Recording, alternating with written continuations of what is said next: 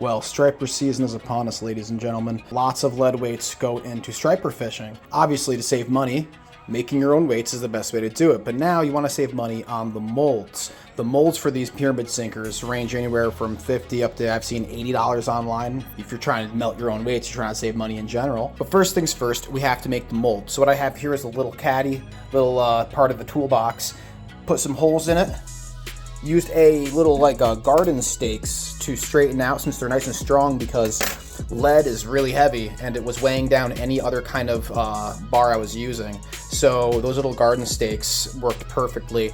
I tried spacing them out as evenly as possible and measured on the sides so it's nice and accurate and even. So now the next step is to make the silicone. Ooh, let me give it some gloves. Okay, so I'm going to use this cup because it has to be an exact amount of A and B. So we're going to fill A in first, dump it in, and then B in first, and dump it in and mix it up. And it should bring us to that bottom dot there, which should line up perfectly with this, accounting for a little bit of the displacement. So I have to eye it a little bit, but you know, I'd rather a little bit too much than too less. Just A, right?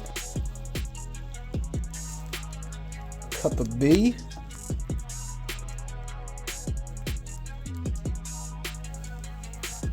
Just gonna pour it on in.